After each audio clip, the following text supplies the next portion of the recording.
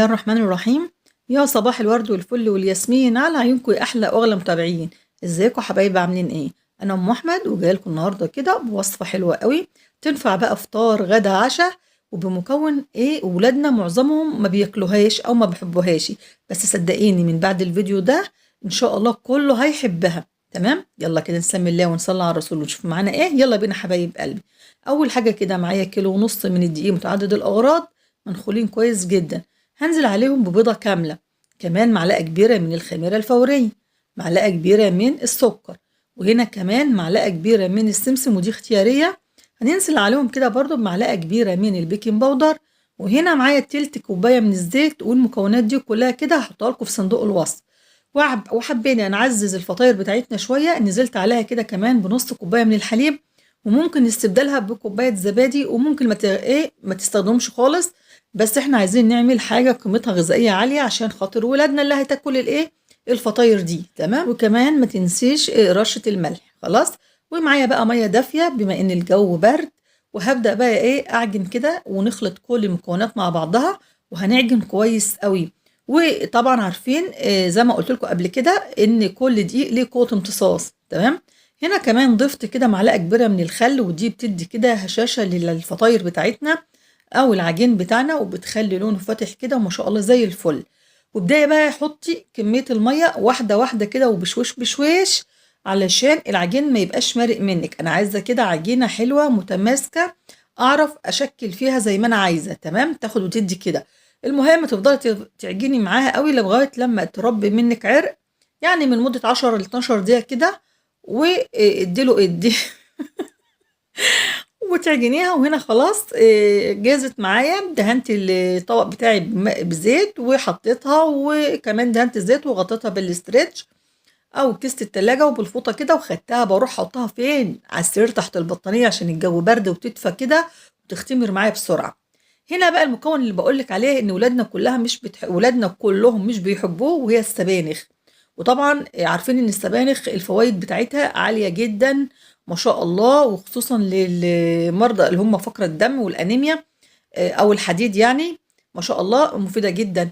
فحبيت بقى نصنفها لهم او نشغلها لهم، قلنا نعمل بيها فطاير سبانخ. طبعا انا معايا كده نص كيلو من السبانخ، نضفتها كويس قوي واغسلها حلو قوي، لان طبعا بيبقى في سبانخ مزروعه في ارض رمليه وكده، وبيبقى فيها نسبه من الرمل، فيفضل انك تغسلها كويس قوي. خلاص، وبعد ما غسلتها طبعا نشفتها شويه وقطعتها زي ما انتم شفتوا بالشكل ده. وهنا بقى كميه البصل كده معايا 3 أو 4 بصلات استخدميهم.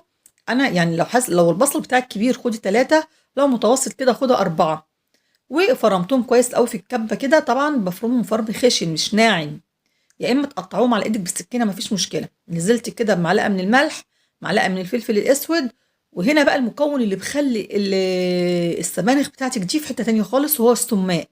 جيبي بقى حطي معلقه كبيره كده من السماق، وده موجود عند العطارين. جيبي وحطي معلقه، بتوديه في حته تانية خالص. هنا كنت نسيت معلقه الزعتر، حطيت معلقه زعتر، وطبعا دقت الخلطه دي لقيتها دلع شويه، فضفت كمان شويه من الملح، وعليها كده من 3 ل 4 معالق من الزيت. والله عليه بقى لو كان زيت زيتون، مش عايزه اقول لك بقى تحفه، والله العظيم بجد رهيبه، ريحتها حلوه قوي. ابدأي بقى كده خلطي المكونات دي كلها كده بايدك. انا ما عرفتش طبعا اخلطها بالمعلقه، والحاجه دي احنا اللي هناكلها يا جماعه، عشان ما تقوليش تتعملي بايدك ليه. انا عامه ايدي طول النهار في المطبخ، تمام، وايدي على طول مغسوله. فانا عملت المكونات كلها كده خلطتها مع بعض. تحطها فين بقى؟ ما تسيبهاش في الطبق اللي انت عامله فيه خالص. ليه؟ عشان احنا طبعا ضفنا عليها المكونات والملح وكده، واحنا عارفين السبانخ بيبقى فيها نسبه ميه عاليه. فحطيت كده طبق تحتها وحطيتها في مصفى، وهسيبها كده في جنب. خلاص، هتصفي كميه الميه اللي فيها. ومعايا هنا كمان انا حبيت ادلعها شويه، انا زي ما قلت لكم كده ان انا عايزه ادلع ولادي شويه كده، واعمل لهم حاجه ياكلوها كده تكون قيمتها الغذائيه عاليه. جبت هنا شويه جبن ميكس، شويه كده من شيدر على الموتزاريلا على الرومي مبشورين، وكمان ركنتهم على جنب. هنا بقى العجينه بتاعتي اختمرت الفطاير، شايفين قد ايه ما شاء الله شكلها فاتح، جميله قوي، ناعمه. اهم حاجه العجن يا جماعه. الفطاير من النوع اللي عايز العجن كتير عشان تربي عرق كده وتاخد وتدي معاكي، مش زي البسكوتات زي ما قلت لك، والنواعم ما بتحتاجش عجن. خلاص، عرفنا الفرق ما بين ده وده. هنا قطعتهم كده وغطيتهم برضو بكيسة، علشان طبعا الجو برد والعجين لما بيفضل للهوا كده بيعمل طبقة قشرة وبينشف منك. تمام. جبنة بقى كده أول واحدة بططتها بفردها كده سمك نص سنتي وبفردها فردة حلوة. أحط بقى فيها كمية كده من خليط السبانخ اللي أنا عملته ده، وهبدأ بقى طبعا أحط كمان جزء من الجبن وابدأي قفلي. وأنا هنا في الفيديو هعمل معاكي كذا شكل وكذا طريقة، أكتر من طريقة، واللي يريحك واللي السهل معاكي اعملي بيه. شفتوا هنا أهو قفلتها بالشكل ده، وهبدأ أقلبها كده. طبعا ناحية القفلة دي لازم تكون تحت، ماشي.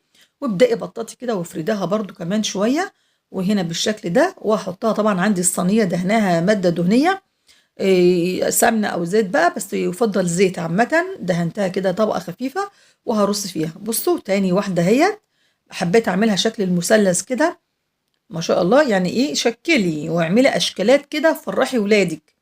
صدقيني والله العظيم والله العظيم ولادك هياكلوها، بس اعمليها يعني عايزاهم ياكلوها، اعمليها من وراهم وما تعرفهمش انك حشياها سبانخ.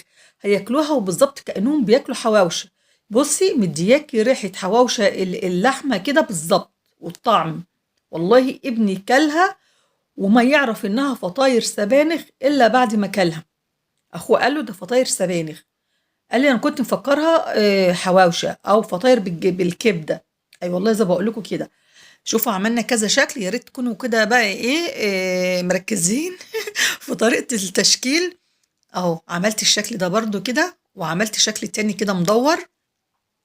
انا بحب كده يعني وانا واقفه في المطبخ آه، طلعي بقى اللي جواكي، يعني حاولي تطلعي الشيف اللي جواكي واشتغلي. بصوا عملت برضو الشكل ده، برضو كان جميل قوي.